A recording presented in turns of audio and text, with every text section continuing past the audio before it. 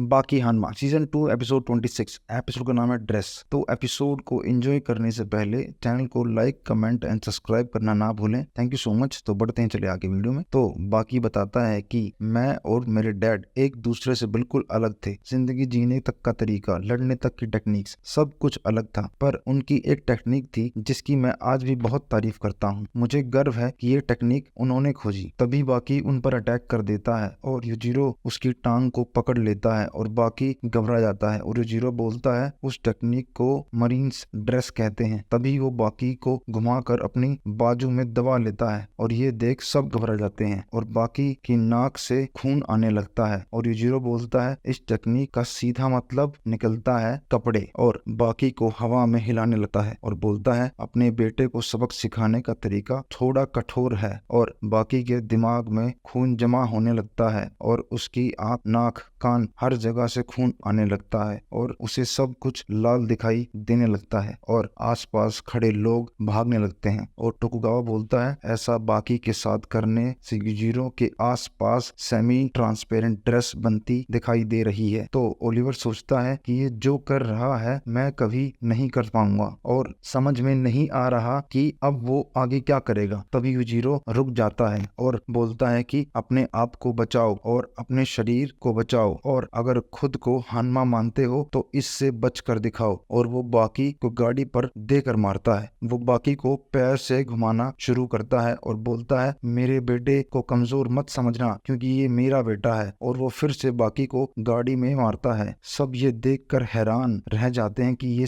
क्या कर रहा है। तो बाकी सोचता है कि मैं जानता था कि मुझे कुछ नहीं होगा, ये मुझे वरदान है। फिर चाहे मैं किसी लोहे से टकराऊं, ग्लास से टकराऊं या किसी टायर से, मैं इन सब से खुद को बचा सकता हूँ। तभी बाकी खड़ा हो जाता है और यूजिरो बोलता है बस करो बाकी, कब तक मेरे हाथ को पकड़े रखोगे? मुझे वॉक पर ले जाना चाहते हो क्या? बाकी बोलता है नहीं डैड, मैं आपका हाथ नहीं पकड़ रहा क्योंकि मुझे आपको एक तोहफा देना है। यूजिरो वो खिलौना देखकर चौंक जाता है और बोलता है तुम ये घटिया सा खिलौना लाए हो मेरे लिए? बाकी बोलता है ये खिलौना नहीं है, ये एक समुराय है। यूजिरो बोलता है ये कब बनाया तुमने? बाकी बोलता है जब आप मुझे चीजों पर पटक रहे थे तो हर चीज से मैंने कुछ कुछ उठाकर ये बना दिया। यूजिरो बोलता है मुझे याद आया जब मैं तुम्हें चीजों पर पटक रहा था, मेरे हाथ पर जो जोर पड़ना चाहिए था वो मैं महसूस नहीं कर पा रहा था। इसका मतलब तुमने खुद को बचाने में कोई कसर नहीं छोड़ी। और तुम वो देने वाली बात क्या कह रहे थे? बाकी बोलता है यही कि आपने मुझे बहुत कुछ दिया है और मैं जानता हूँ आपने मुझे क्या दिया है। आपने अपने बेटे को एक मौका दिया ताकि मैं आपसे जीत सकूं। तभी बाकी उनके फेस पर किक मारता है और फिर फेस पर पंच। यूजिरो सोचता है कि मैं सच में बहुत बोर हो चुका था और मैं अपनी इस जिंदगी से तंग आ गया था और वो 5 क्रिमिनल्स जिन्हें मौत की सजा सुनाई गई थी मुझे एक साथ दिखाई दे रहे थे और सबके मन में एक ही सवाल था कि किसी से हारने का क्या मजा होता है। वो मैं समझ सकता हूँ क्योंकि मैं भी आज तक नहीं हारा हूँ। ऐसा लगा जैसे मैं किसी पहाड़ के शिखर पर खड़ा हूँ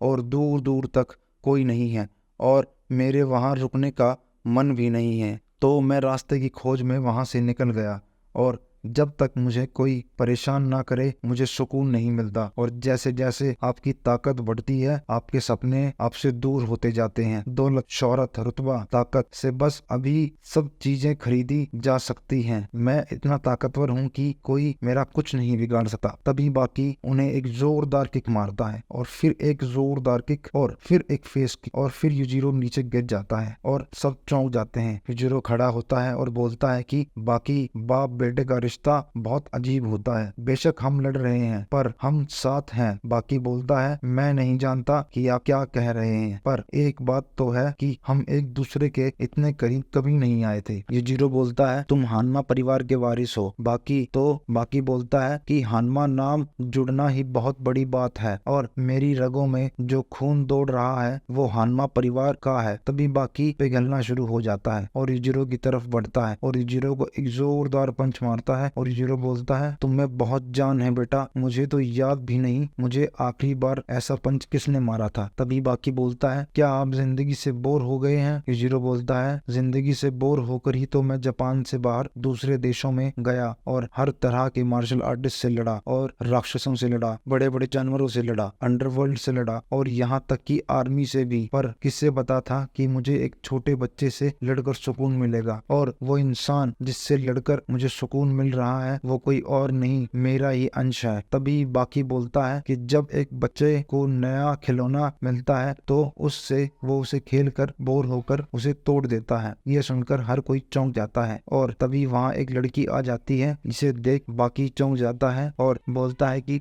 तुम यहाँ क्या कर रही हो। वो बोलती है कि इस लड़ाई को हर कोई देख रहा है, हर जगह तुम दोनों हो, बस करो, बहुत हो गया, इस बेहुदा लड़ाई से हम बोर हो चुके हैं। बाकी ये सुनकर सब चौंक जाते हैं और सोचता है कि ये कौन लड़की है। वो बोलती है आखिर ये किस तरह का कंपटीशन है। बाकी बोलता है ये कोई कंपटीशन नहीं है, ये बस लड़ाई है बाप बेटे की। हम बाप बेटे हैं ना, तो थोड़े इमोशनल तो होगी ही। और आज मैं नए पैतरे इस्तेमाल कर पाया, पता है क्यों? क्योंकि आज मैं अपने डैड से लड़ रहा हूँ, ये मैं हर किसी के साथ इस्तेमाल नहीं कर सकता। तभी बाकी उन पर अटैक कर देता है और बोलता है कि तुम सोचती हो कि जब हम दोनों एक दूसरे को लेकर इतने इमोशनल हैं तो ये लड़ाई रोक क्यों नहीं देते। तुम यूं ही सोच रही होगी कि हम दोनों में से एक हार क्यों नहीं मान लेता। बाकी बोलता है तुम एक लड़की हो तो तुम्हारे लिए ये समझना थोड़ा मुश्किल होगा। तभी बाकी की फिंगर टेक्निक देख सब चौंक जाते हैं और बाकी बोलता है हमने आज तक जो भी टेक्निक सीखी है उनके लिए जितना दर्द सहा है वो हम एक दूसरे पर आजमा सकते हैं और हमें ये खुशी है कि कोई वो दर्द सहने वाला मिला है। बाकी अपने डैड के बाल पैर से पकड़कर जमीन में मारता है और बोलता है दुनिया में किसी बाप बेटे का रिश्ता ऐसा नहीं होगा। तो बोलते हैं जिस तरह ये बाप बेटे लड़ते हैं कोई आम इंसान नहीं लड़ सकता। ये टेक्निक सुपर ह्यूमंस इस्तेमाल करते हैं। वहाँ खड़े पुलिस वाले भी अब ऑडियंस बन गए थे। तभी यूजिरो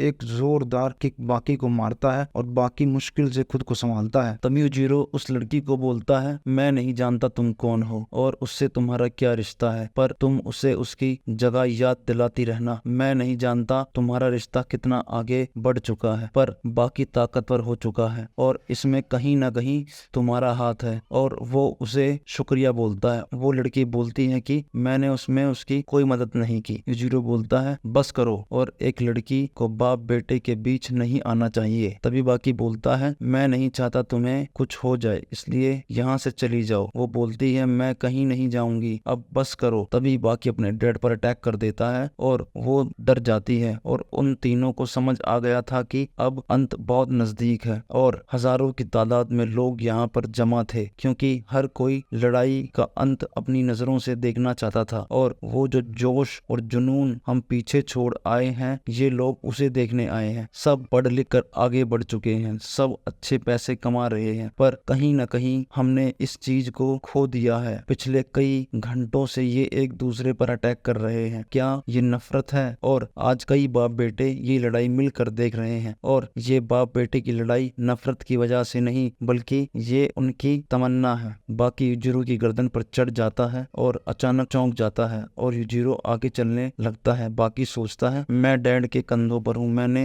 इन्हें ऐसा कभी नहीं देखा, बहुत अच्छा लग रहा है, ये रात मैं कभी नहीं भूल सकता। आज मुझे सारे फल मिल रहे हैं क्योंकि इन्होंने मुझे अपने खिलाफ लड़ने के काबिल समझ लिया है। तभी यूजिरो बोलता है बाकी क्या ये ठीक है? बाकी हंसने लगता है और बोलता है क्या मतलब है आपका? यूजिरो बोलता है नहीं कह पाऊंगा मैं कुछ। और वहाँ मौजूद हर शख्स और हर इंसान को अंत साफ दिखाई दे रहा था। तभी यूजिरो बोलता है बाकी अब वक्त आ गया है, जो तुम करना चाहते थे तुमने कर लिया। बाकी बोलता है हाँ। तभी बाकी नीचे उतरता है और अपने डैड को पीछे फेंक कर मारता है। यूजिरो बोलता है बेटा बहुत अच्छे, और बाकी उन पर अटैक करता है और यूजिरो बोलता है कि मैं और लड़ना चाहता हूँ। तभी वो बाकी को कान पर थप्पड़ मारता है और बाकी के कानों से खून आने लगता है और उसे अपनी मॉम दिखाई देने लगती है और यहीं पर एपिसोड खत्म हो जाता है। थैंक यू सो मच, मिलते हैं अगले एपिसोड में।